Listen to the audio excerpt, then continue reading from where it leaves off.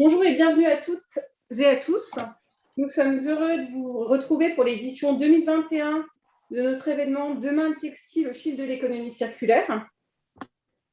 Le campus des métiers textiles, le CIRID, Tectera et Unitex, en partenariat avec la région Auvergne-Rhône-Alpes, la métropole de Lyon et l'OPCO2I, sont à l'initiative de cette semaine régionale dédiée aux enjeux de l'économie circulaire dans la filière textile. Alors avant tout, je vais vous présenter les partenaires et vous rappeler le programme de la semaine avant d'ouvrir la table ronde numéro 1, donc production durable, relocalisation de filières lin, chanvre, laine et produits biosourcés.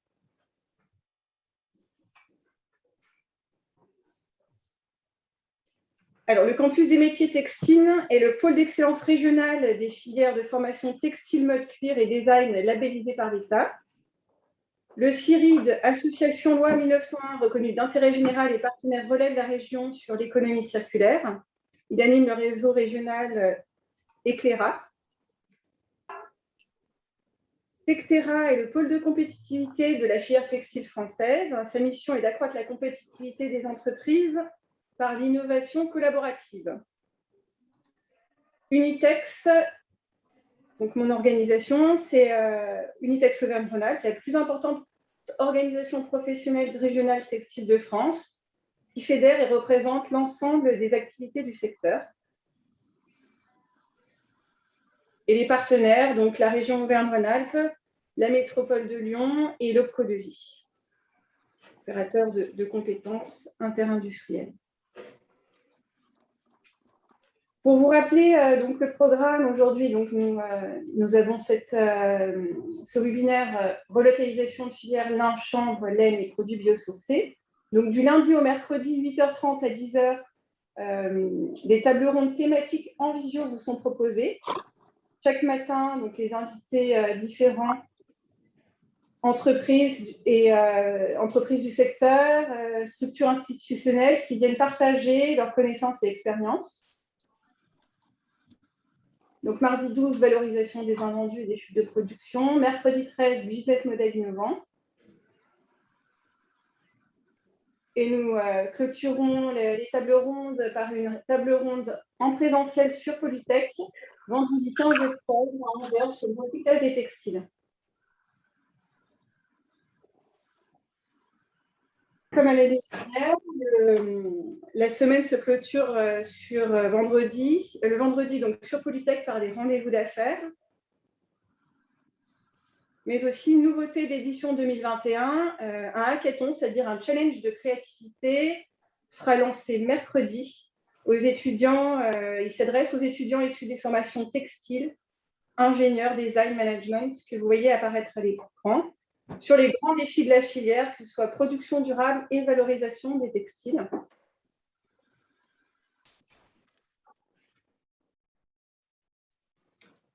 Alors, au programme du jour.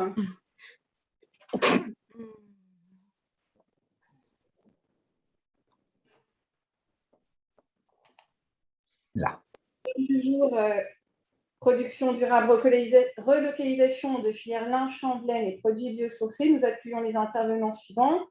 Pascal Lafont, directeur du pôle laine et des ateliers de la Bruyère. Olivier Ducatillon, le maître des Messères et président du ITH Nord. Pierre Amadieu, fondateur de Impact. Et Olivier Ballas, président de Ballas Textile et président d'Unitex, qui animera la table ronde de ce jour. La séquence en cours est enregistrée et sera disponible ultérieurement sur le site des organisateurs. Un temps de questions est prévu à la fin de la table ronde. Nous vous invitons à poser toutes vos questions au fur et à mesure des interventions via le chat. Avant de donner la parole à Olivier Ballas, nous partageons la vidéo d'Emeline Baume, première vice-présidente du Conseil de la métropole. Je suis très contente de participer à distance avec ce message vidéo à cette table ronde de l'événement Demain le textile. La métropole de Lyon a fait le choix de prioriser 3 filières d'activité économique au regard des enjeux carbone, mais aussi sociaux, et surtout 2 filières donc, de coopération, parmi lesquelles le textile, mais aussi l'alimentaire et le BTP. Ici, c'est le textile qui nous retient. Par le passé, le territoire a su produire, transformer, penser, innover. On a tous en tête les Soyeux. De façon plus rapprochée, on a la chance d'avoir des communautés qui, avec le pôle de compétitivité Tectera, mais aussi avec le laboratoire d'innovation sociale le 107, mais aussi des hommes et des femmes qui individuellement ont monté des organisations pour travailler certaines briques de l'économie circulaire, sont présents maintenant et ont porté du plaidoyer, ont porté des expérimentations. La métropole de Lyon, au précédent mandat, a su, avec un appel à manifestation d'intérêt, accompagner ces organisations. Je pense en particulier à Atelier du Nouveau Design, mais aussi à Koufou et Éco-Couture. Aujourd'hui, nous faisons le choix, nous, Métropole de Lyon, de porter avec Ronalpia et Suez un programme d'accompagnement et d'accélération de porteurs de solutions d'économie circulaire, parmi lesquels on retrouve des acteurs du textile. Nous faisons le choix d'investir pour un pôle territorial de coopération économique dans le textile. Nous faisons aussi le choix d'investir dans des lieux, des halles de l'économie circulaire qui seront répartis un peu partout sur le territoire en fonction des envies d'agir des communes, des arrondissements, mais aussi des acteurs économiques. Et avant d'être acteur économique, il arrive parfois qu'on soit étudiante, étudiant ou en reconversion professionnelle. Donc je m'adresse aussi aux gens qui vont participer aux différents ateliers, tables rondes, aux hackathons, en leur disant oui, vous pouvez vous positionner sur ces activités productives de textile, ça a du sens et vous trouverez la collectivité à vos côtés. Je vous remercie de prendre ce temps-là dans le cadre de Polytech, donc dans le cadre de cet événement autour de la transition, pour faire simple. Ces temps de rencontres sont essentiels pour pouvoir consolider une filière vraiment active qui se joue certes à l'échelle régionale, mais nous sommes un noyau fort, un noyau dur. Je compte sur vous, vous pouvez compter sur mon engagement pour le textile.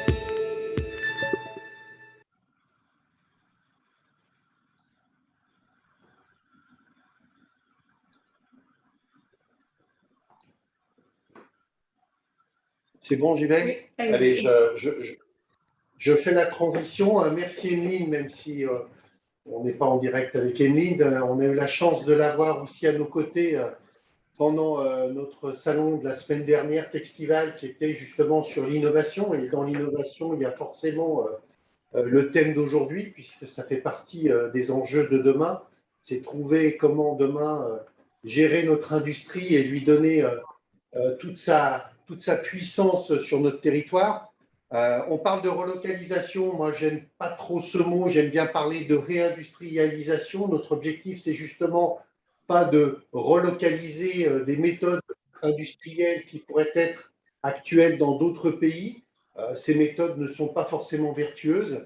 Et je pense qu'en parlant de réindustrialisation, on intervient plus dans un sujet où on va s'appuyer sur la technologie d'aujourd'hui, peut-être les savoirs d'aujourd'hui, qui ont évolué depuis le départ de beaucoup de grandes marques ou de l'ensemble du textile vers des pays beaucoup plus lointains.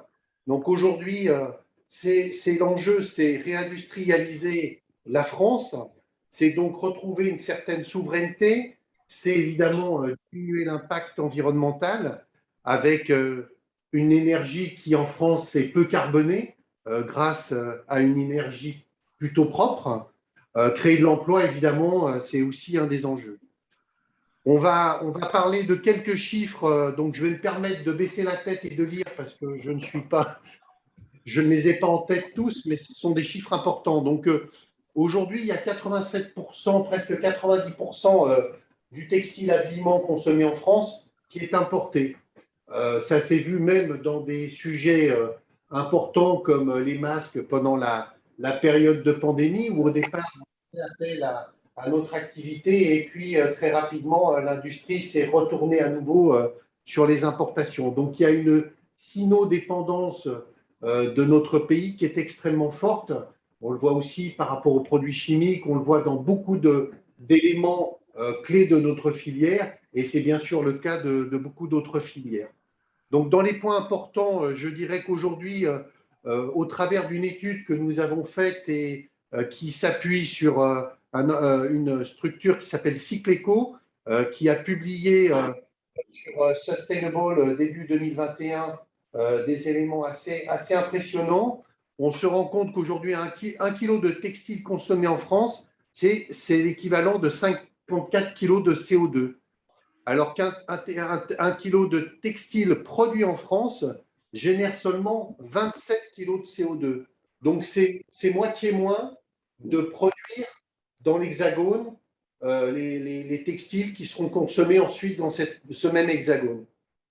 Donc, il faut vraiment essayer de travailler sur ce point-là. Évidemment, travailler aussi sur les invendus, sur l'offre toujours plus importante et pas forcément raisonnée, et avoir un process de réflexion sur aussi le recyclage, évidemment, des produits que nous consommons, sachant que là, il faut y associer des filières autres que le textile, et notamment le plus gros problème, c'est la récupération de ces déchets.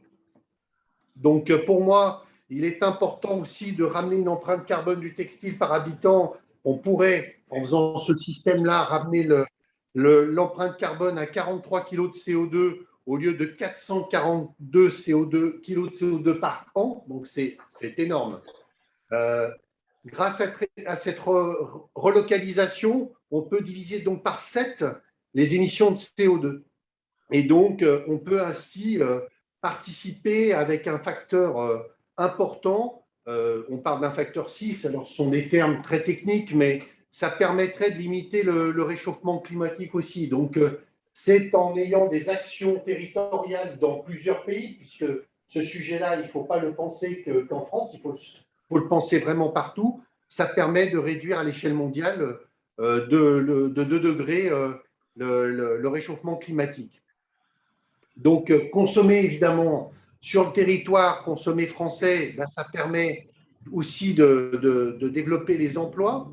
Avec, on l'a vu dans nos partenaires, et je m'investis beaucoup dans ce sujet-là au travers du campus des métiers, puisqu'on en a la présidence aujourd'hui, c'est trouver des filières de formation et donner de l'appétence aux jeunes et aux personnes qui veulent changer de métier ou de parcours pour venir dans le textile. Donc là aussi, il y a des enjeux très importants parce que réindustrialiser, c'est très bien, mais encore faut-il qu'on ait les gens pour pouvoir faire tourner nos entreprises.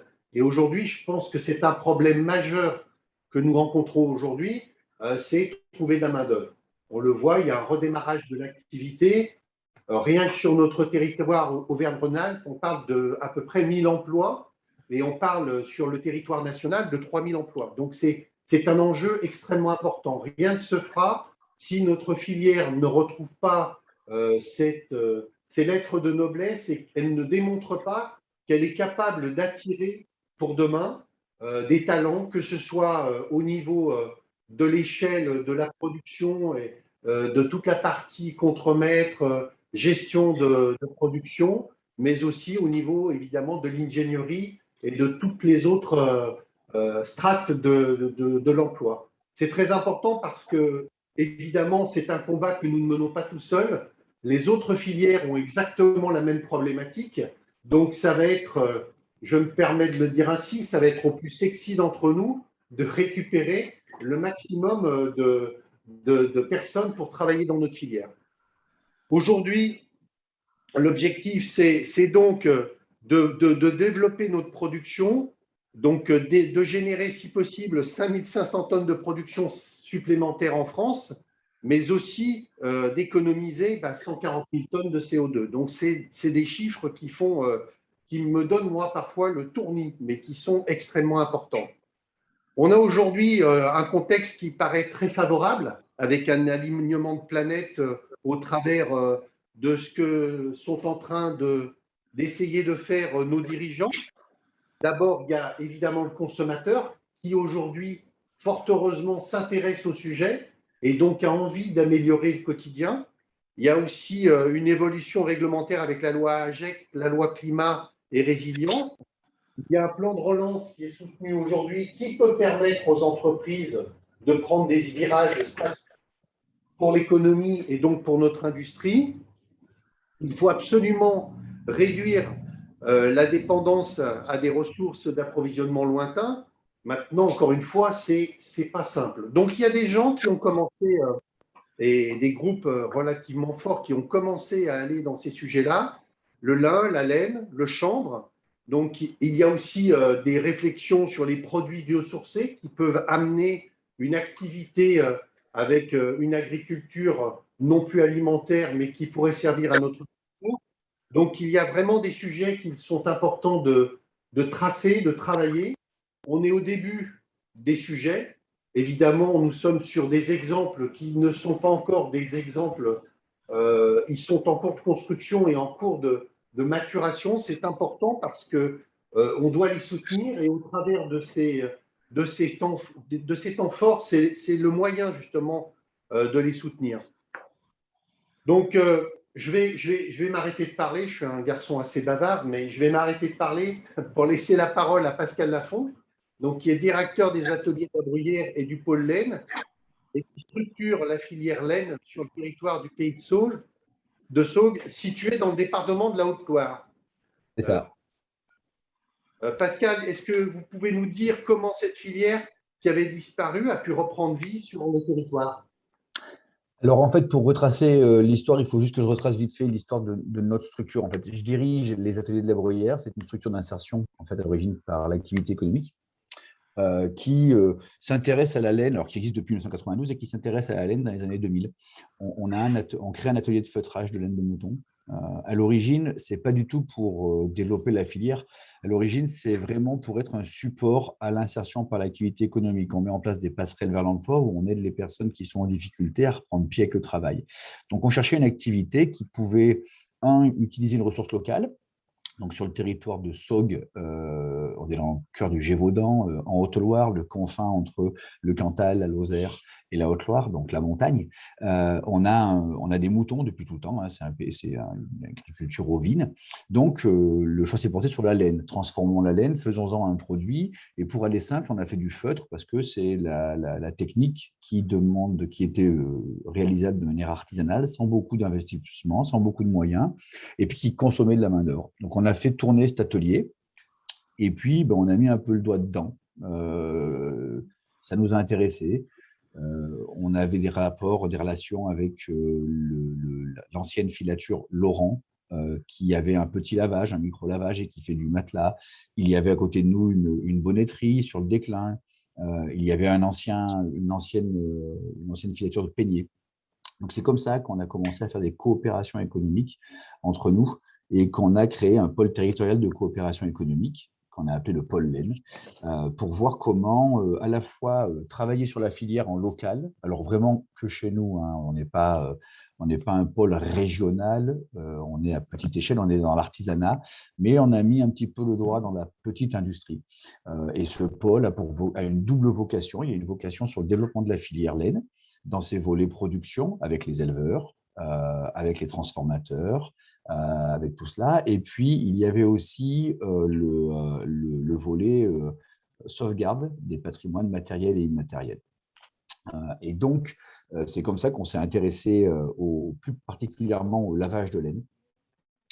Et donc, on a soutenu la transformation du lavage qui était intégré au niveau de la société Laurent Laine, qu'on a sorti de la société Laurent Laine pour en faire le lavage de laine du Gévaudan, qui est une société, une SARL, avec deux actionnaires, d'un côté la SARL Laurent Laine, de l'autre côté l'association Les Ateliers de la Bruyère.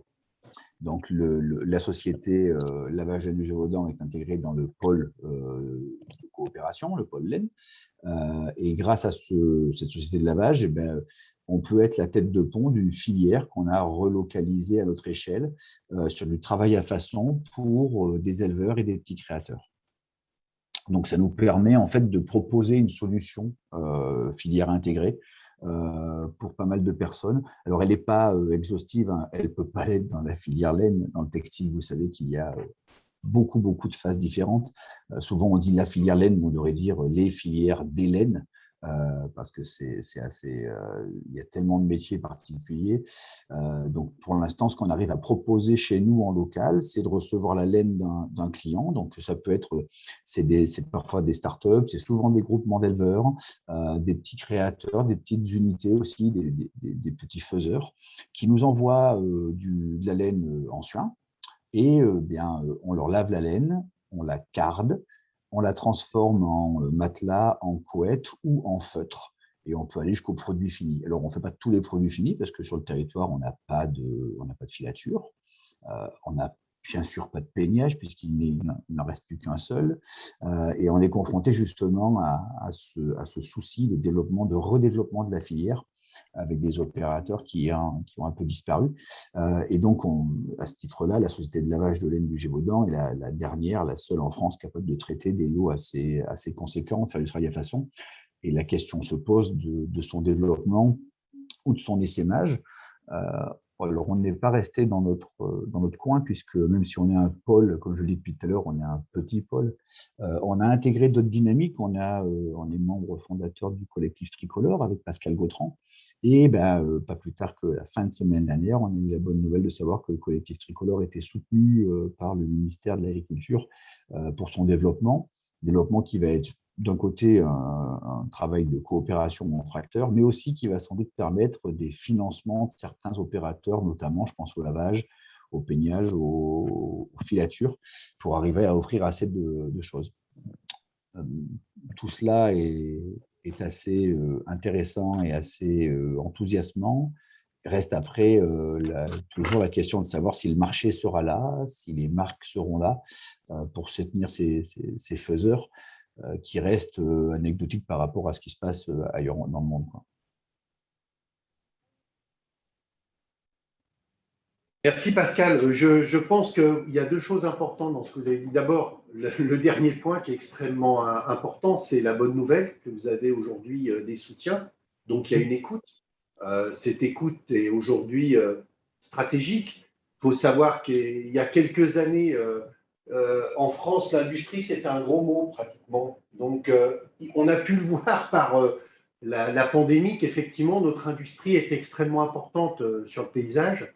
Je fais un petit clin d'œil à Laurent Lel que je connais bien, puisque je consomme certains de ses produits et que je confirme qu'on dort très bien sur ces matelas et qu'effectivement, c'est quelqu'un qui a su, par sa passion, donner justement sur votre territoire vraiment une dynamique et je suis ravi d'entendre ce rapprochement que vous avez pu avoir avec les différents acteurs de la région. Je comprends qu'effectivement, on est au début, c'est ce que je disais aussi tout à l'heure, on est au début du système, donc il y a vraiment, vraiment besoin pour que ce système fonctionne, que le consommateur comprenne ses enjeux et soit moteur pour que les perspectives de développement puissent être là. Et forcément, c'est parce qu'il y aura de l'activité qu'on aura de la capacité à phosphorer et à se développer dans ces nouvelles dynamiques. Donc, pour moi, tout ça est vraiment important. Et au travers de la motivation d'un territoire, on peut dire aujourd'hui qu'on va redévelopper cette partie-là. Donc, pour moi, ça fait partie des points qui me paraissent forts et importants. Je pense que là encore, c'est l'enjeu, c'est recapitaliser sur des zones où il y a des savoirs. Ces savoirs avaient pratiquement disparu et aujourd'hui, heureusement, on arrive du bout des doigts à les récupérer et à leur redonner vie. Donc, je trouve que c'est un bel exemple de développement et par l'écoute que vous en avez aujourd'hui du ministère de l'Agriculture, ça prouve bien qu'on est essentiel et on est vraiment dans le sens de l'histoire. Mais comme on a pu échanger avec Pierre Amadieu sur ces problématiques de savoir, il y a des choses quand même qui ont disparu malheureusement. Vous avez raison, Olivier, de dire qu'on en sauvegarde certaines par le bout des doigts, mais il y a des choses, moi je vois dans le lavage, on passe un cap avec un peu plus d'industrie, avec du lavage un peu plus de mérinos pour des faiseurs comme le peignage. Et c'est pas les mêmes critères de qualité qu'on nous demande, ce qui est normal. Mais du coup, on manque parfois de matériel ou de connaissances. Un truc tout bête, mais tester un taux de gras en sortie de lavage, on ne sait plus le faire. Enfin, dans des laboratoires, on sait le faire, mais on ne sait plus le faire en intégré dans l'usine. Parce que les matos n'existent plus, les connaissances n'existent plus. Heureusement, on a des gens comme Georges Major qui sont un peu des mémoires. Donc, vous avez raison, il faut vraiment s'y appuyer maintenant. On a eu un peu un coup de pied aux fesses avec cette pandémie, clairement. Les téléphones n'ont pas arrêté de sonner, dans toutes les filières, je pense. Un besoin des consommateurs de revenir au réalisé en local. Mais il faut savoir que si on veut réaliser en local en France à des prix corrects, pas pour juste une crème de la société, pas pour les CSP++, eh ben, il faut dans ce cas-là industrialiser un petit peu. Et si on industrialise, eh ben, il faut d'autres procédés et il faut mettre sur la table des fonds assez conséquents. Donc, il faut une assurance sur l'avenir et qu'on ne soit pas sur un effet de boost du fait d'une pandémie. Après, quand je dis ça, moi-même, je me dis, tu te contredis, puisque quand j'ai commencé en 2002, je pensais qu'il y avait un effet mode avec la laine. L'effet mode, il a duré quand même, il a duré 20 ans. Donc, c'est ancré, je pense, mais ça reste encore fragile en termes de valeur ajoutée pour les structures qui sont au départ du procédé. Nous, pour le lavage, on est souvent confronté un peu aux soucis, comme dans toutes les filières. Le premier faiseur est souvent le plus difficile en termes de valeur ajoutée et souvent le plus difficile aussi en termes d'impact écologique. On disait en aparté, c'est très important, à la fois la consommation carbone. Pour nous, on consomme énormément de chaleur quand on lave la laine, puisqu'on doit porter de l'eau à 70 degrés. Beaucoup d'eau, on consomme beaucoup d'eau également. Heureusement, on ne consomme pas de détergent. On a un lavage qui va être labellisé GOTS, donc on est sûr qu'on ne produit pas de problèmes chimiques. Mais même si on utilise des produits sains, on a quand même un impact sur l'environnement. Et ça, il faut arriver à travailler dessus. Donc, ça fait beaucoup de choses à réfléchir et où ça demande de le faire en meute, si l'on peut dire, pour arriver à le faire le mieux possible. J'adore le dernier mot en meute. Ouais, mais C'est comme ça que je parle tout le temps. Je dis qu'il faut chasser le doute. Et nous, on est pour dans. moi, c'est important parce que tu as dit quelque chose de fondamental, c'est qu'il faut partager. C'est pas en ayant un petit projet dans un petit coin du territoire qu'on va y arriver. Ouais, donc ça veut dire qu'il y a de l'expertise, il faut qu'on remonte dans l'histoire.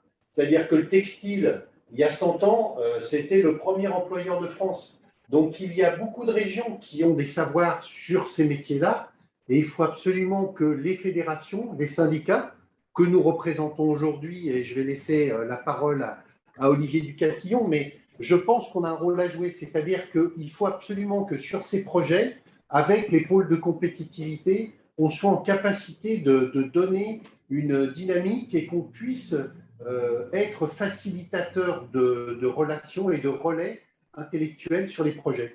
Puisque sans cela, effectivement, on va perdre du temps, on va peut-être, comme tu l'as dit aussi, perdre des gens qui ont des savoirs et qui ne seront peut-être plus là au moment où on en aura besoin. Donc aujourd'hui, encore une fois, on a un vrai sujet qui se prend forme, mais il faut le fédérer et il faut qu'on soit tous ensemble derrière. Et ça, je pense que c'est un élément important.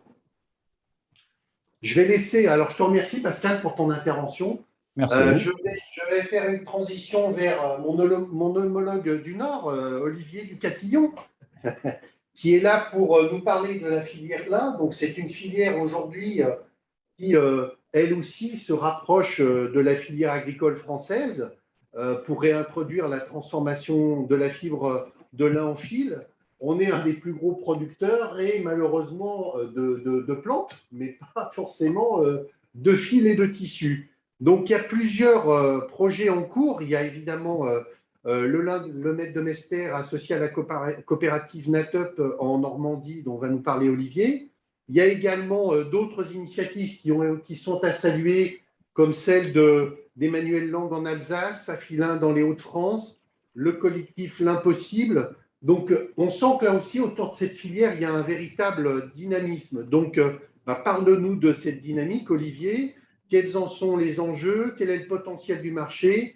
Et quels sont les défis ou les freins, bien sûr, et enfin les perspectives de cette belle filière?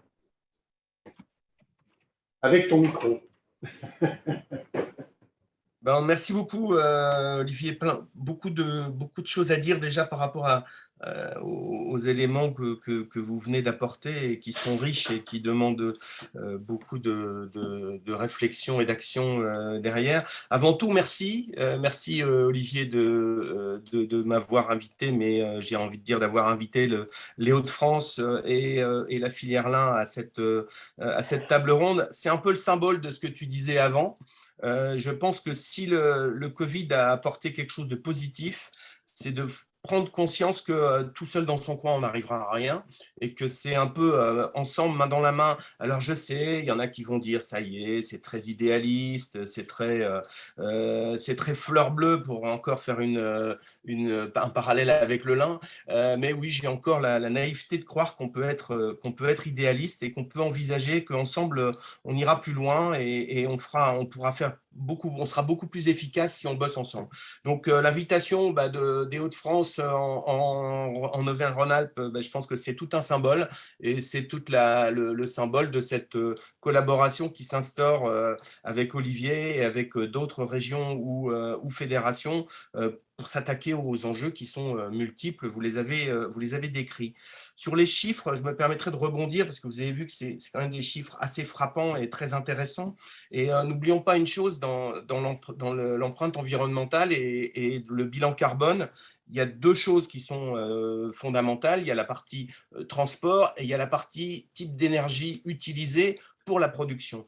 Comme on est dépendant des importations à plus de 90%, et il s'avère qu'on dépend donc de pays qui vont avoir une production qui est liée aux industries carbonées à base de charbon, et ce qui nous place vraiment en pole position sur notre empreinte environnementale. Et je pense que ça, c'est important. Et le double avantage par rapport à nos trois filières dont on parle aujourd'hui, c'est qu'on parle de matière locale. Et qui dit matière locale, dit un bilan carbone encore meilleur. Et je pense que ça, il ne faut pas le négliger et que c'est un atout considérable qu'il faut mettre en avant par rapport à toute cette démarche. Et le dernier petit chiffre, pour les gens qui nous regardent et si ça peut faire tilt, parce qu'à un moment, il faut avoir des petits référents, c'est que chaque Français consomme en moyenne 8 kilos de textile par an. Sur les 8 kilos, si on prend 1% de ces 8 kilos, c'est 80 grammes. 80 grammes, c'est rien. C'est une paire de chaussettes, c'est un bonnet, c'est un soutien-gorge, c'est une culotte. C'est vraiment pas grand-chose. Si chaque Français s'assurait que ces 1%-là proviennent bien de fils, de tissus, de confection française, ça représente, résultat de l'étude Cycleco, c'est pas juste moi qui vous dis ça, qui ai pondu ça dans un coin, c'est dans l'étude et vous pourrez le retrouver, ça représente la création de 4000 emplois. Et ça parle, parce que je pense que la RSE, bien sûr, il y a une responsabilité environnementale, mais il y a aussi une responsabilité sociale. Et le textile peut être créateur d'emplois, et ça, c'est quelque chose de très positif qu'il ne faut pas oublier. Voilà, petit aparté sur la chose, mais sur l'importance du collectif, je reprends l'exemple de Tricolore qui a été cité, parce que c'est une structure qui regroupe les producteurs d'ovins tout en amont jusqu'aux plus grandes marques qui utilisent de la laine en aval. Et aujourd'hui, tous ces gens-là ont décidé, avec les fédés, et même parfois sous l'impulsion des fédés, de se regrouper, de mettre un petit peu d'argent sur la table pour pouvoir démarrer et pour aboutir à cette première belle étape qui est la reconnaissance dans le plan de relance. Voilà. Alors, le marché sera-t-il là, dit Pascal? Je pense que c'est une vraie question et c'est une question qu'on s'est posée. Et comme Olivier l'a cité, il y a plusieurs projets sur la filière lin qui sont des initiatives individuelles. C'est comme ça parce que le lin est organisé de manière européenne. Donc, en France, il n'y a pas une structuration, si ce n'est que celle qui passe par les fédés et qui essaye de booster ces initiatives et de favoriser le développement de ces initiatives. Mais je pense qu'aujourd'hui, quelle que soit l'initiative, il faut saluer l'investissement et le courage parce qu'on part sur un métier qui n'existe plus. Il n'y a plus de filature de lin en France depuis le début des années 2000. Donc, on fait le pari qu'il y aura un marché en face et que le côté filière française, chaîne de valeur 100% française, depuis le champ jusqu'à la garde-robe, c'est un pari qui sera réussi et que les gens vont y aller avec toutes les les inconnus liés, bien sûr, au prix des produits, mais je reviendrai là-dessus tout à l'heure.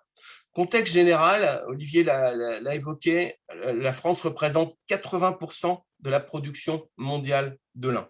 80%. Je connais peu de filières et peu d'industries où on peut dire qu'il y a une telle prééminence du territoire français. Donc, c'est un croissant qui va de Caen jusqu'à Amsterdam. Ça, c'est 85% de la production mondiale. Et la France, à elle toute seule, représente 80%, avec 2 régions de prédilection, la Normandie et les Hauts-de-France. Pourquoi ? Alchimie entre un terroir, entre un savoir-faire et entre de l'eau, mais pas trop, mais il en faut, et du soleil, pas trop, mais il en faut. Et tout ça, après, la nature et le savoir-faire font que les années, il y a des plus belles récoltes que d'autres. Et ça, c'est un peu les aléas de cette belle matière. Alors, le lin, c'est sûrement ce qui se fait de mieux au niveau écologique avec le chanvre, hein, parce que je ne veux pas m'attirer les foudres de Pierre. Mais bon, pour l'instant, le chanvre au niveau textile, Pierre nous en parlera, hein, c'est en devenir, et le lin a un peu d'histoire derrière. Et c'est très vertueux parce que ça ne consomme pas d'eau, il n'y a pas d'irrigation, parce qu'il y a très peu de pesticides, il y en a un peu, et il ne faut pas se dire « Ah non, on est super ». Alors, il y a du lin bio, mais qui là aussi représente une partie pour l'instant très réduite, qui sûrement va se développer, mais en tous les cas, aujourd'hui, voilà, mais il ne faut pas faire croire que non, il y en a un peu, mais même avec ce un peu, on est très vertueux aujourd'hui. C'est local, c'est une fibre locale, ça a des vertus thermorégulatrices, à tous les niveaux aujourd'hui, le lin, c'est quelque chose de très vertueux. Le problème aujourd'hui, il est clair, c'est que sur ces 80% de production mondiale de fibres de lin, il y en a 85% qui sont exportés en Chine et en Inde. Donc là, tout de suite, ça devient moins vertueux parce que bilan carbone, parce qu'un lin qui va être fabriqué en Asie, en Chine, en Inde, au Bangladesh, et qui va probablement revenir, en ayant fait 3 fois le tour de la Terre, dans les enseignes qui, certes, pourront mettre en avant le côté d'origine européenne, mais malgré tout, le lin qui reviendra d'Asie et le lin qui sera produit en Europe, déjà, c'est une première chose, et en France demain, n'auront pas les mêmes impacts et le même bilan. Donc, la situation est qu'il reste 3 filatures de lin aujourd'hui en activité en Europe, qui sont en Europe de l'Est pour ces 3 filatures, et il n'y avait plus donc de filature française. Donc, il y a eu des initiatives, et notre groupe, donc la coopérative agricole normande NATUP, a souhaité, après être rentré au capital de Lemaitre de Mester, investir dans une filature de lin en Normandie, qui est déjà sur pied, puisque les bâtiments existent, les premières machines sont arrivées et les autres arrivent courant du mois d'octobre, pour un démarrage au mois de décembre, fin décembre de cette année. Donc c'est pour demain, et j'avoue qu'on est très excités et on a hâte de voir la matérialisation de ce projet, parce qu'aujourd'hui c'est plus qu'un projet, c'est quelque chose qui se met en place.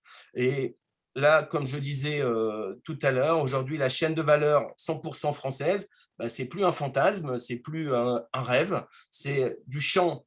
Aujourd'hui, on vous a expliqué 80% de la production mondiale, jusqu'au produit fini. On sera capable demain d'avoir une offre sur notre territoire 100% tracée, 100% vertueux, avec du lin français local, et tout ça prouvé. Parce que l'autre élément de tout ce qu'on vient de dire, c'est qu'à un moment, même si ça a tendance à diminuer, même si de plus en plus les marques font attention à ce qu'elles disent et à ce qu'elles décrivent, mais il ne faut pas qu'on rentre dans l'alibi ou dans le greenwash en avoir l'impression d'avoir une bonne conscience parce qu'on fait un petit truc dans un coin, mais que le reste, ça continue à être de l'import à outrance. Mais d'un autre côté, moi, je ne veux pas qu'on tombe dans l'intégrisme, donc je dis à un moment, saluons les efforts de chacun, saluons les efforts de chaque marque et saluons une politique pas à pas, de petits pas pour progresser dans ce domaine. Le marché aujourd'hui, il n'existe pas puisqu'il n'y a plus de filature depuis très longtemps. Est-ce qu'il sera au rendez-vous ? Certes, un produit en lin sera plus cher, mais il sera plus vertueux. On n'a pas le droit à l'erreur tant sur le côté création que sur le côté qualité. Mais en revanche, acheter un lin français, ça sera aussi un achat citoyen, ça sera un achat qui sera aussi un achat, je veux dire, où les gens donneront du sens à leur achat, tant pour la planète que pour le côté social et le côté créateur d'emploi. Je pourrais vous en parler pendant 2 heures, je ne sais pas où j'en suis, mais en tous les cas, c'est ce que je pouvais vous dire. Il y a des mots-clés dans tous ces projets, il y a des mots-clés autour du projet de la filière lin en France, c'est traçabilité, transparence. C'est vraiment les choses qui sont importantes, être capable d'identifier chaque étape de l'amont à l'aval et qu'on puisse être capable de prouver d'où viennent nos matières, d'où vient notre filature, d'où vient le tissage, et ça, c'est super important. Merci Olivier, c'est effectivement très complet. J'aime bien effectivement la fin de ton discours, la traçabilité, et je suis absolument d'accord sur les efforts que font aussi les grandes marques pour essayer de donner plus de sens à leur entreprise. Néanmoins, il faut rester vigilant et effectivement pas se retrouver dans des sujets où l'arbre cache la forêt et on resterait dans un monde pas si vertueux que ça. Donc, il faut rester vigilant, mais il faut encourager ces prises de position qui sont de plus en plus importantes et qui seront de toute manière motivées par l'ensemble de la population et des consommateurs. Et au travers de cela, c'est la traçabilité. C'est-à-dire qu'avec une information précise des étapes de production, je pense que le consommateur est capable de se faire sa propre opinion. Et si aujourd'hui, il y a une volonté de réduire certaines empreintes et de redonner une vie industrielle à notre pays, avec une industrie qui ne sera pas l'industrie d'il y a 100 ans, c'est une industrie qui sera beaucoup plus structurée et raisonnée, peut-être avec des opérations humaines, mais aussi l'aide des robots, de la digitalisation, et donc digital et humain qui permet aussi de devenir et de rester compétitif, puisqu'il y a aussi des éléments importants. On risque de traverser une période assez forte en remous au travers d'une inflation qui risque d'être importante à partir du début d'année prochaine. On voit des augmentations de matières premières, des augmentations dans tous les sens. Donc, à un moment, ces augmentations vont se répercuter sur les consommateurs. Donc, il est important d'être vigilant à ce que nos modèles, comme le disait aussi tout à l'heure notre premier intervenant, c'est de ne pas être dans un sujet où on ne fait que du produit pour une certaine classe socio-professionnelle, mais on s'intéresse bien à l'ensemble des consommateurs. Je vais laisser la parole maintenant à Pierre Amadieu. Pierre Amadieu, qui est fondateur de Hemp-Act. Donc, Hemp-Act, c'est un chanvrier qui est depuis plus de 20 ans, Pierre est depuis plus de 20 ans dans ce sujet. Il est concepteur de solutions pour la filière chanvrière. C'est là également, comme tu le disais, Olivier, une filière qui se redéploie, qui repense à pouvoir se réinstaller sur le territoire, avec là aussi des difficultés parce que l'histoire fait que tout ça a plus ou moins disparu. Donc, il faut soit le repenser, soit le remettre en œuvre.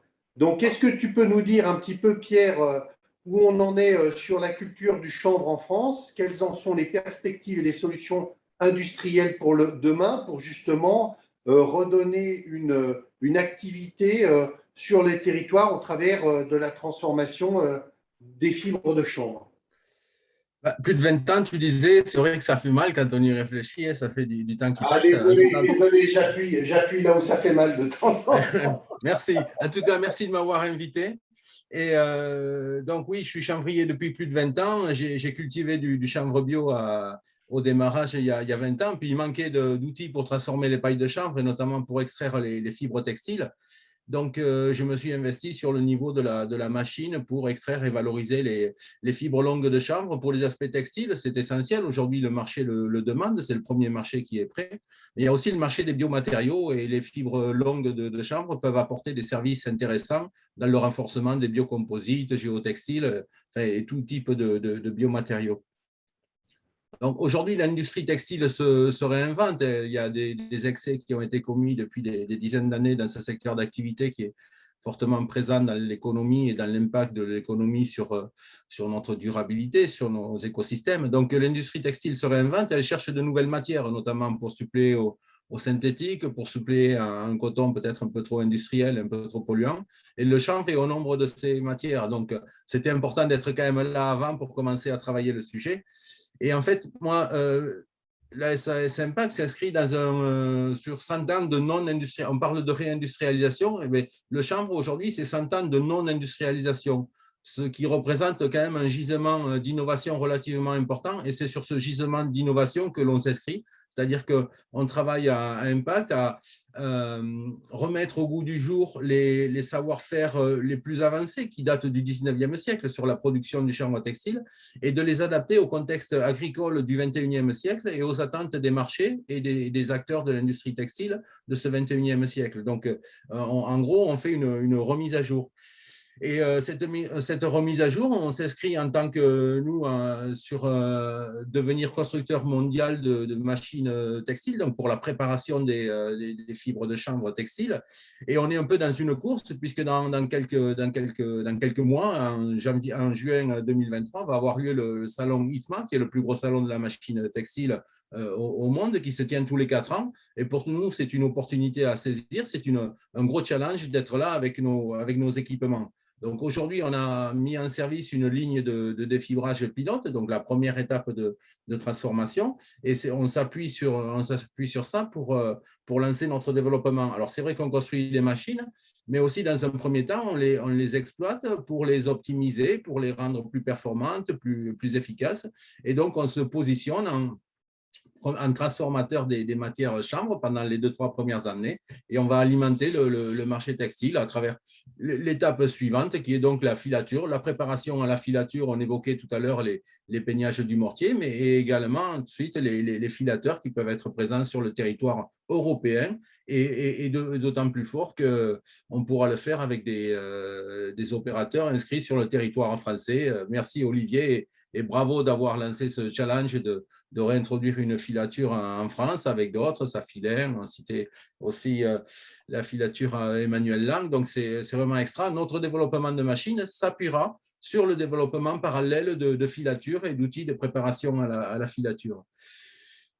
Donc, extraire des fibres longues de chanvre, aujourd'hui, on est un petit peu, je ne dirais pas qu'on est totalement seul au monde, mais on extrait des fibres longues de lin. Par contre, il n'y a pas vraiment de procédé pour extraire des fibres longues de chanvre, si ce n'est ce qui peut être fait sur les outils de l'industrie linéaire.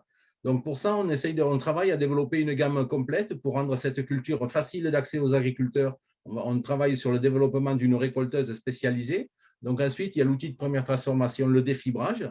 Aujourd'hui, pour préparer nos fibres, on fait du cardage. On a une vieille carte à chanvre qui nous rend un service immense en nous permettant de préparer nos matières pour aller vers de la filature, donc des toupes. On n'est pas au top, donc c'est pour ça qu'on doit développer notre ligne de peignage pour gagner en finesse de fil, aller sur des numérométriques 24, 26 pour avoir du fil fin et pouvoir répondre à tout le spectre de la demande du marché sur des tissus plus fins. Aujourd'hui, on fait de la toile de jean, demain, on fera de la bonnetterie. En tout cas, on travaille à ça. Donc, notre positionnement, au-delà d'être spécifiquement sur l'extraction des fibres longues de chanvre textile, c'est également de développer des outils de taille intermédiaire, des outils qui vont demander un plus faible niveau d'investissement. Donc, on pourra avoir accès à un équipement complet à moins de 2 millions d'euros et ça permettra de développer localement des filières de 300 à 1000 hectares. Donc, le pas, on travaille aussi à faciliter le pas vers les projets en développement, vers les coopératives agricoles, vers tout niveau de structuration, parce qu'aujourd'hui, nos premiers prospects, nos premiers clients, c'est à la fois l'amont, le secteur agricole qui vise de la diversification, ou aussi ça peut être des industriels du textile qui se rapprochent de nous parce qu'ils souhaitent intégrer dans leur région une nouvelle filière qui produirait la matière première pour alimenter leur industrie. Et c'est vrai qu'il y a des réflexions qui vont dans ce sens en Alsace, il y a des réflexions qui vont dans ce sens en Occitanie, et je pense que c'est des vraies questions transversale, comme tu le disais, Olivier, tout à l'heure. Ça ne concerne pas que la France et le Made in France. C'est chacun dans tous les pays du monde doit s'interroge et travaille à reconstruire une économie locale, une économie régionale, une économie nationale pour court-circuiter tous ces problèmes de consommation de CO2 et recréer de l'emploi d'une manière vertueuse, dans le sens où on s'inscrit aussi dans des économies de régénération de nos écosystèmes, parce qu'on va travailler ici de la culture bio, de la culture du chanvre, des choses qui ont des intérêts agronomiques pour la biodiversité, la longueur des assolements. Donc nous, on a effectivement une vision d'avenir pour le chanvre. Nous, on se base sur une perspective où en 2050, il y aura 1 million d'hectares de chanvre. 1 million d'hectares de chanvre, c'est 500 000 tonnes de fils de chanvre qui seront produits. Donc, on peut y aller. Nous, on va essayer d'envoyer des machines. Il va falloir aussi essayer d'envoyer des filatures et ça sera très, très bien.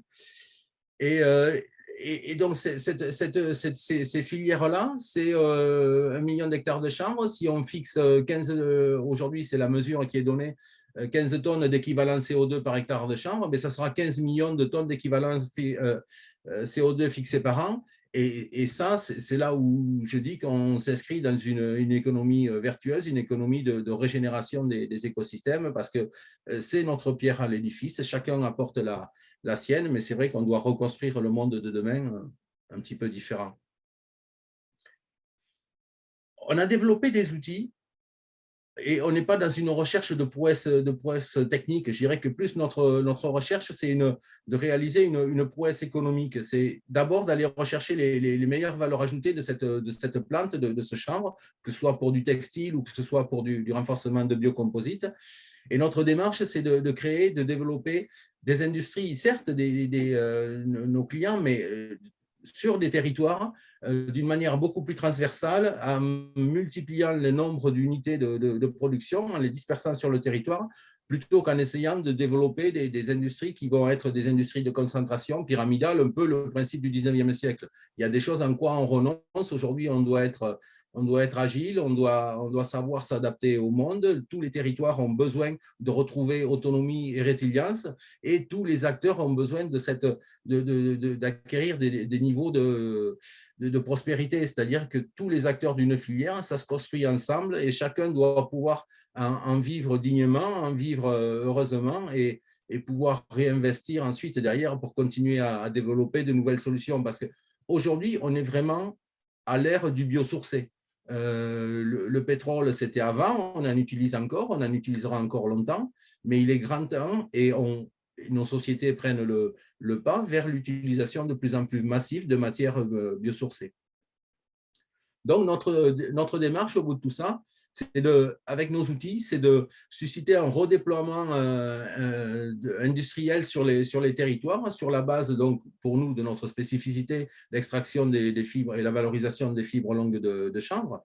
Donc, c'est disperser sur tout le territoire français, mais aussi sur tous les territoires du monde, des équipements qui permettent ici et là de produire de créer, de générer un nouveau gisement de matière chanvre textile, mais c'est du chanvre textile, c'est aussi du chanvre pour l'isolation du bâtiment, c'est aussi du chanvre pour l'alimentation, ça peut être aussi… Donc, on récolte la graine, les pailles, tout. On essaye de valoriser, d'aller rechercher les meilleures valeurs ajoutées. Chaque projet, chacun de nos clients pourra avoir ses spécificités. Ici, on sera plus textile, là, on sera plus technique ou plus alimentation, mais il s'agira de bien valoriser les fleurs, ou les graines et l'ensemble, la totalité de la plante. Donc, la structuration, nous, on la voit par une dispersion des acteurs qui vont produire au champ, déjà, les agriculteurs, sur les territoires les plus adaptés. Il y a des endroits qui seront peut-être plus complexes, donc on évitera, ou peut-être pour la qualité textile, mais disperser les acteurs de la production sur le territoire, avec des regroupements qui seront locaux vers l'unité de première transformation, donc le défibrage local.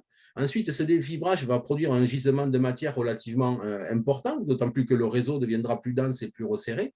Et il sera essentiel de savoir alloter les matières par qualité pour pouvoir, à un niveau régional, savoir réserver les bonnes matières pour le bon fil et la bonne application, et les autres matières, savoir les valoriser sur d'autres applications. Donc, on a une deuxième strate, on va dire, qui sera peut-être régionale, et sur laquelle va se réaliser les opérations de deuxième transformation des matières, cardage, peignage, notamment pour la partie textile.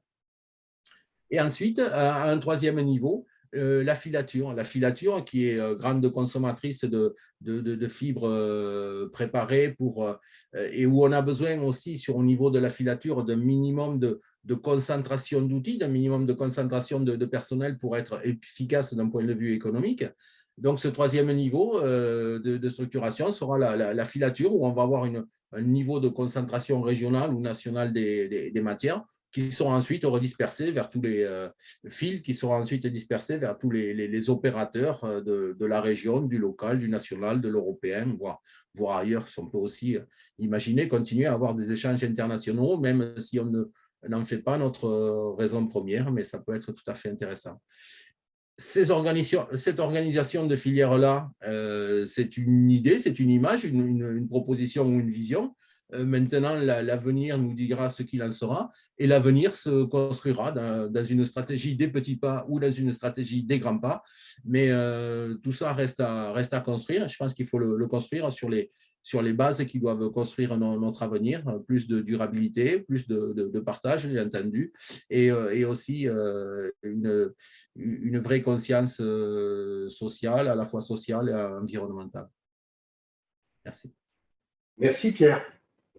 Des points importants, tu as effectivement pris le sujet en parlant de territoires pas forcément que français, mais aussi européens. Et je crois qu'il faut s'inscrire dans ce sujet-là au niveau européen. C'est important parce qu'on ne pourra pas tout réindustrialiser. Donc, il faut vraiment prendre ça comme exemple. On parlait aussi, le chanvre, pour moi, qui suit de la filière technique, pour moi, c'est un produit technique.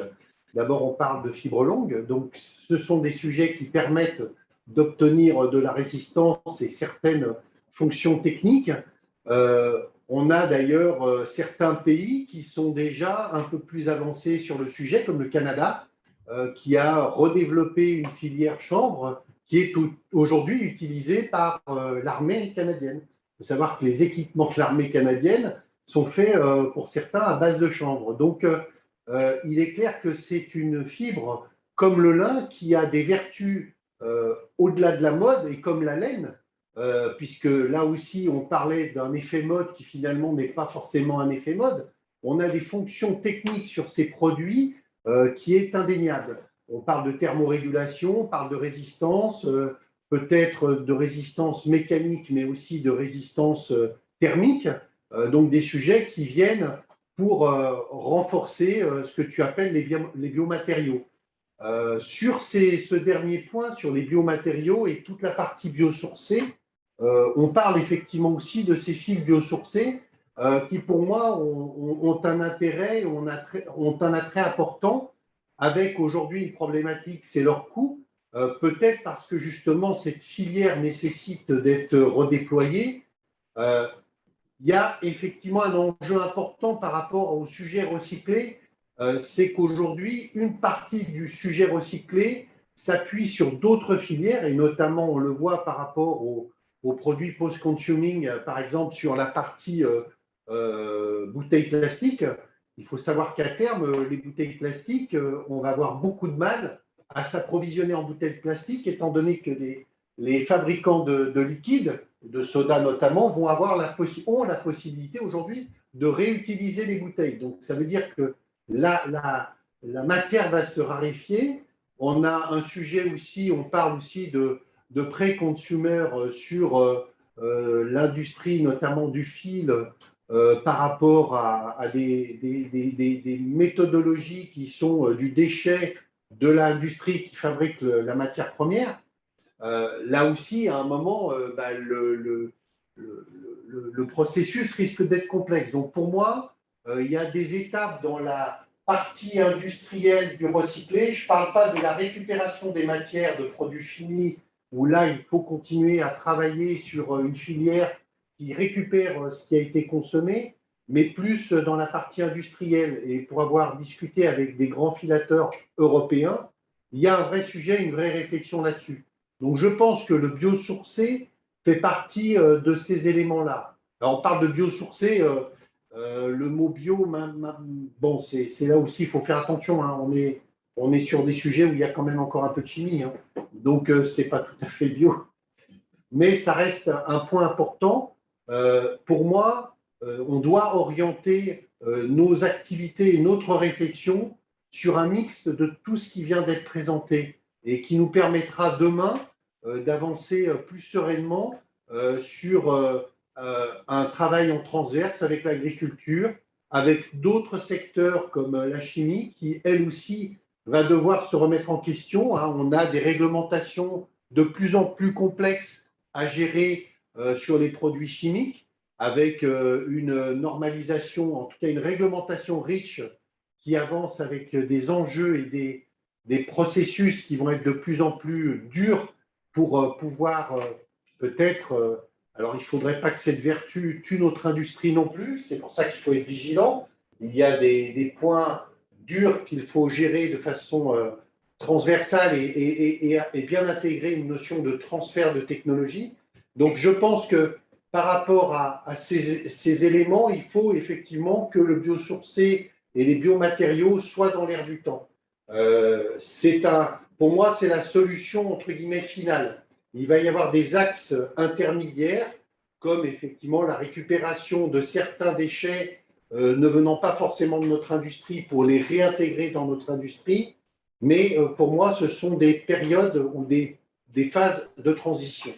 Donc, ce travail que vous faites et le travail qui est fait aujourd'hui sur ces filières-là est essentiel. Et il faut que le consommateur, mais aussi le financeur et les fédérations soient là pour le tenir et le soutenir.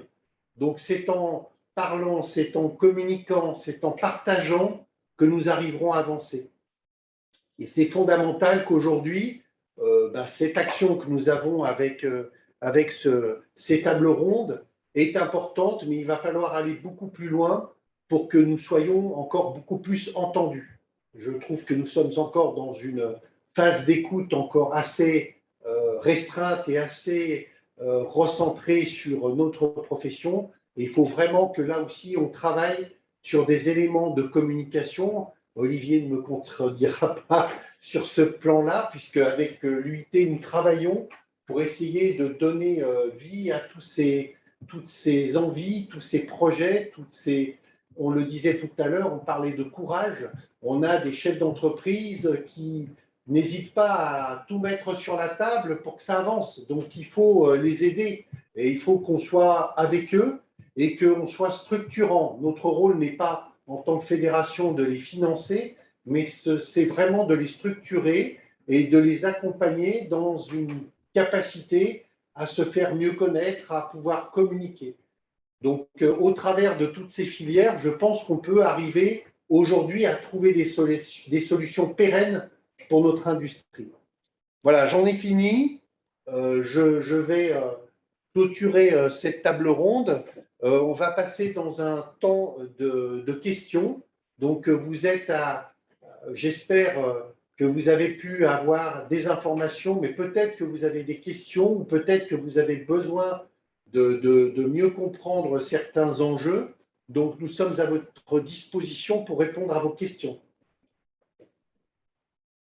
Alors, on a une première question sur le chat de Teresa de Oliveira. Est-il pertinent de penser à convertir certains articles aujourd'hui en coton sur du chanvre, d'un point de vue écologique et économique également? Donc, Pierre. Alors, moi, je ne suis vraiment pas le spécialiste du textile. Les spécialistes du textile reprendront derrière. Mais si on analyse le bilan environnemental pour la partie écologique, oui, effectivement, il n'y a pas photo. Le coton industriel consomme 10 fois plus de pesticides que le reste des productions agricoles au monde. Ça, c'est juste un premier élément. La consommation en eau aussi, qui en est un autre, et la consommation de carbone, d'énergie pour le transport des matières, qui a été évoquée tout à l'heure. Sur la partie textile elle-même, c'est une question de service rendu de la matière. Et là, je laisse la même peut-être à Olivier, par exemple. Ouais, je ne sais pas si je suis… Oui, tu peux me déconnecter? Vous m'entendez ou non? Oui, Oui, très bien. Non, excusez-moi, je crois qu'il était marqué muet. Ouais, je peux essayer de répondre, apporter une réponse par rapport à ce qu'on vit actuellement. On est dans une période de coton bashing, hein, ça c'est clair. Et je rajouterai à tout ce qu'a dit Pierre, et ce sont des éléments tangibles et des arguments qui font qu'il y a des gens qui se détournent du coton. Maintenant, il faut juste être aussi très réaliste, parce qu'on pourrait rajouter d'ailleurs aux arguments de Pierre, c'est que si on a de la chance, en plus, le coton, il a été ramassé par des gamins de 8 ans. Mais donc ça, c'est juste pour y mettre la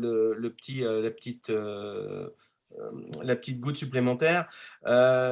Il y a un coton bashing. Maintenant, le coton, c'est 25% de la production mondiale, de la consommation mondiale de fibres, de fils en coton. Le lin, c'est 0,4%. Et le chanvre, pour l'instant, il n'apparaît pas parce que la production n'est pas significative. Donc, je pense que oui, c'est pertinent. Et moi, je le vois tous les jours dans notre entreprise. Tous les jours, on a de demandes de l'ameublement, de l'habillement pour essayer de remplacer le coton dans tout ce qui est. On le voit sur les sacs, par exemple. Les sacs, on est passé du plastique au textile, au coton. Et là, on est en train d'essayer de passer au lin, voire au chanvre. Et donc, il y a une demande très forte. Maintenant, vous l'avez souligné aussi dans votre question indirectement, d'un point de vue économique, est-ce que c'est pertinent ? Ça va être pertinent, mais pas pour tout le monde. C'est très clair. Aujourd'hui, il y aura une différence de prix et on aura cet écueil psychologique. Toute la difficulté est de définir quel est ce marché qui, de toute façon, ne pourra pas se le permettre. Et encore une fois, je dis, il ne faut pas stigmatiser, il ne faut pas culpabiliser. Moi, je mets comme ça, de manière intuitive, je dis, il y a 50% des gens aujourd'hui qui ne pourront pas se payer du fabriqué en France, du tracé, du local, parce que ce n'est pas leur préoccupation, parce qu'aujourd'hui, leur préoccupation, ça va déjà être d'amener quelque chose dans l'assiette, d'élever les enfants, de les habiller, et qu'à un moment, ils ne pourront pas se le permettre économiquement. Après, quelle est la part, quel est notre marché? Je reviens sur ce qu'a dit Pascal au démarrage. Est-ce que le marché est là? Aujourd'hui, on ne peut que supposer. On voit des grands mouvements, on voit des demandes de plus en plus importantes. Maintenant, qui va franchir le pas? Je pense qu'il y aura toute une partie de la population, tout un segment de nos clients qui vont dire, ils vont accepter d'acheter mieux, mais d'acheter moins, donc de payer plus cher, mais il faudra qu'il y ait de la qualité, de la vertu et que l'achat ait du sens. Ça, c'est fondamental. Maintenant, encore une fois, donc d'un point de vue philosophique, d'un point de vue planète, d'un point de vue environnemental, bien sûr que c'est pertinent. Je réponds à votre question. D'un point de vue économique, ça le sera pour certains, mais ça ne le sera pas pour tout le monde. Et n'essayons pas de passer du 0 à 100. Et encore une fois, soyons bien conscients qu'on ne va pas remplacer le coton par le lin et par le chanvre, comme ça, en claquant des doigts. Maintenant, la situation du coton est préoccupante parce que les gens ont pris conscience des côtés négatifs. Et en plus, cerise sur le gâteau, c'est que le coton et le coton bio, on n'en trouve plus et les prix ont été multipliés par 3, 4, voire 5 pour le coton bio. Donc ça, c'est une autre problématique. Alors peut-être que l'écart de prix, du coup, va avoir tendance à se réduire. Je suis assez d'accord avec Olivier, il ne faut pas faire du coton bashing. Ce qui est important, c'est encore une fois que cette filière soit raisonnée.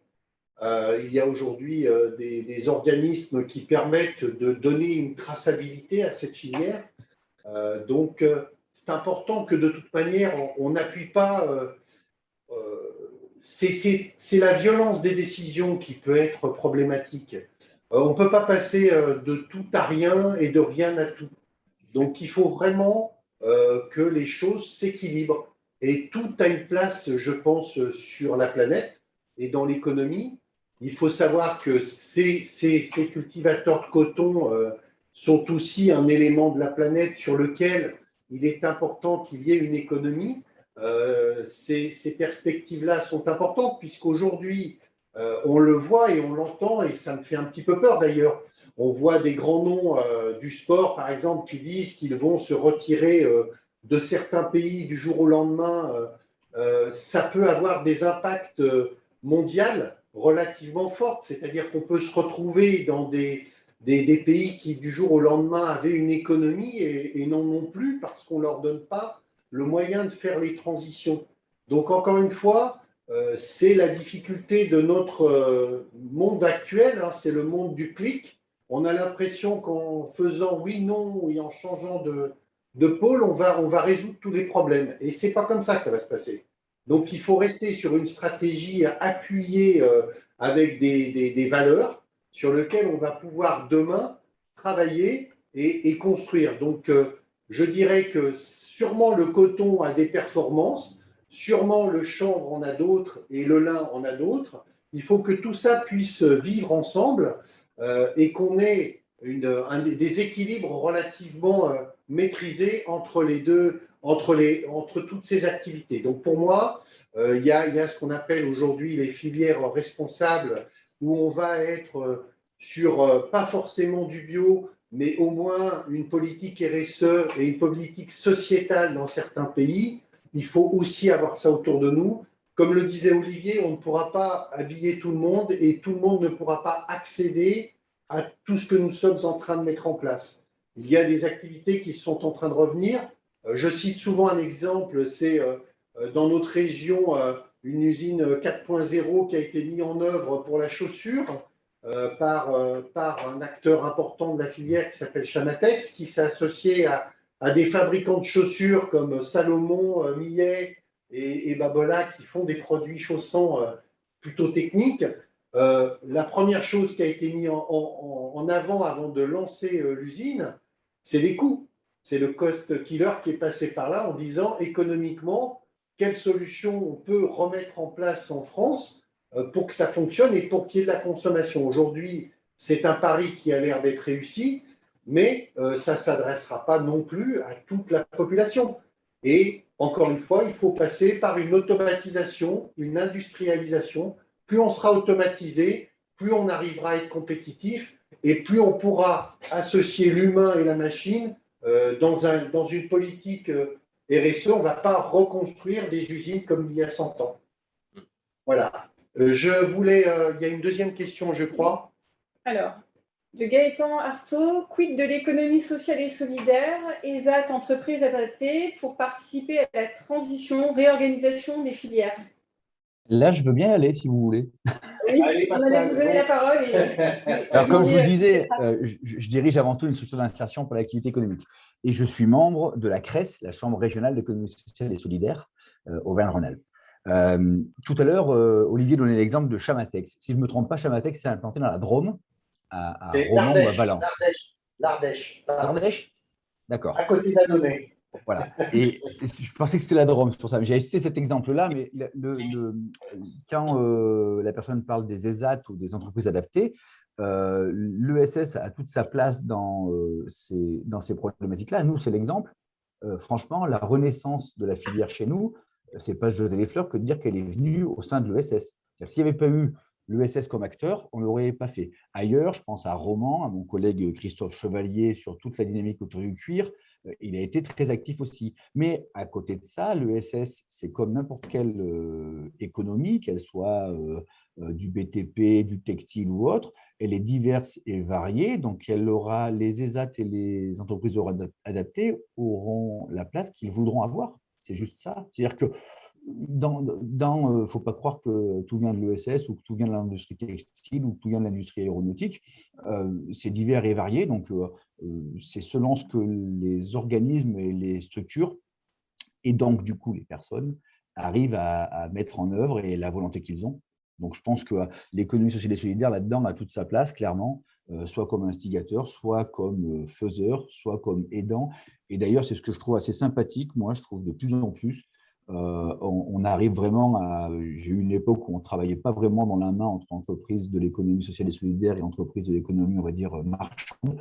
Je trouve que ces barrières, elles sautent de plus en plus maintenant et on découvre que dans l'économie marchande, parfois, on a des PDG qui valent bien mieux que certains directeurs de l'ESS. Je ne citerai pas le Canard enchaîné d'il y a 15 jours, qui a épinglé un magnifique patron de l'ESS qui était plutôt un vautour qu'autre chose. C'est comme partout, il y a du bon et du mauvais. Voilà, exactement. Et dans la laine, c'est vrai que nous, on a participé à notre démarche locale, le groupe Archer, donc, qui aussi est un groupe de l'ESS pour le cuir. Je sais que dans le chanvre, nous, on avait les associations locales, là, je ne sais pas s'ils existent toujours, mais Chanvre d'Auvergne, qui travaillaient vachement sur la mutualisation, la mise en place avec des organes qui étaient dedans, des agriculteurs, d'autres faiseurs et puis des acteurs de l'ESS. Donc, il y a les ponts sautent, quoi, heureusement d'ailleurs, on s'unit tous. Il faut que les gens se parlent et effectivement communiquent. Tu as complètement raison parce que moi, je vois, on a eu quelques expériences dans la région où quelques entreprises qui sont nées pendant le Covid et qui tout de suite étaient perçues par certains comme des concurrents déloyaux et des choses comme ça. Donc là aussi, c'est à nous de jouer le rôle de la Fédé, enfin du syndicat. Ben, on les a mis ensemble en fait pour leur expliquer que ce n'était pas le cas et qu'ils pouvaient au contraire utiliser en plus les entreprises sociales et solidaires et pour essayer de former des gens et d'aider à en trouver pour ensuite qu'ils puissent aller dans des entreprises classiques. C'est un peu le schéma idéal par rapport aux problèmes de recrutement qu'on peut avoir. Maintenant, ponctuellement, oui, on ne peut pas empêcher certains comportements et que ça soit d'un côté ou de l'autre d'ailleurs, et ce qui rend les choses parfois compliquées. Puis on a toujours tendance à parler des trains qui arrivent en retard et pas de ceux qui arrivent à l'heure. Voilà. Oui. Je pense que la filière, en plus du recyclage de produits, peut être vraiment pertinente sur ces filières-là. Notamment, alors, on va être pas forcément dans la partie économique, mais dans la partie sociétale pour la réinsertion, la formation. Je pense qu'il y a un travail à faire au niveau du recyclage des matières relativement important pour accompagner la filière de réinsertion. Et aussi la filière de formation. J'en profite parce qu'on a parlé tout à l'heure du campus des métiers. Et je pense que pour que nos jeunes soient formés et que les personnes en transition soient formées, il faut que notre filière soit beaucoup plus dynamique pour mettre à disposition les connaissances, le savoir et les matières qui sont produites sur le territoire parce qu'on a une richesse extraordinaire et que parfois, je n'ai rien contre ça, ça part chez des soldeurs. Donc je pense qu'aujourd'hui, notre filière et nos syndicats et nos fédérations doivent soutenir et apporter une réponse à la filière de l'éducation pour que ces gens-là aient meilleur accès à ce que nous faisons. Et nous devons vraiment travailler là-dessus pour que demain, on ait encore une fois de l'appétence de la part des jeunes pour notre filière et que ce ne soit pas considéré comme une filière où on se rend par défaut, mais bien par passion et par plaisir, puisque c'est aussi un des enjeux. Et puis, c'est aussi important parce qu'il y a du déficit dans les gens à former, mais il y en a aussi dans les formateurs. Donc là aussi, pour que ces gens-là soient motivés, il faut qu'ils aient le sentiment d'être accompagnés. On parlait tout à l'heure de la filière du cuir. Il y a des centres de formation pas très loin de Lyon qui aujourd'hui ont lancé leur programme de formation cuir et il manque juste le formateur en travaux pratiques en ce moment. Donc, une vraie difficulté et aujourd'hui, ce n'est pas acceptable. Donc là aussi, nous avons un travail ensemble à faire pour justement montrer les actions dont on vient de parler ce matin. Et aussi, par rapport à nos fédérations, il faut vraiment qu'on donne du sens à tout ça en essayant de trouver des systèmes qui permettent de façon locale ou en tout cas de façon régionale de donner accès à l'éducation, aux matériaux, parce que ça passe par là. Si on veut que demain les gens aient une vision, je rappelle qu'on a été en digital pendant 24 mois, et que dans le textile, il y a une méga frustration quand on est en digital. On a besoin de toucher le produit, on a besoin de sentir le produit. Il y a des fonctions techniques, mais il y a une fonction de sensibilité. On parlait du lin, du chanvre, du coton. Il est clair que quand on porte ces vêtements, on a aussi une sensation de bien-aller, de bien-être. Et donc tout ça, c'est aussi important de le transmettre. Et ça doit se faire dès le collège. Il ne faut pas attendre que les gens soient en fin de troisième et peut-être plus dans le parcours. Donc nous, sur la région, avec French Tex, on a fait un développement de mallettes pédagogiques qui est en train de se mettre en œuvre dans les collèges.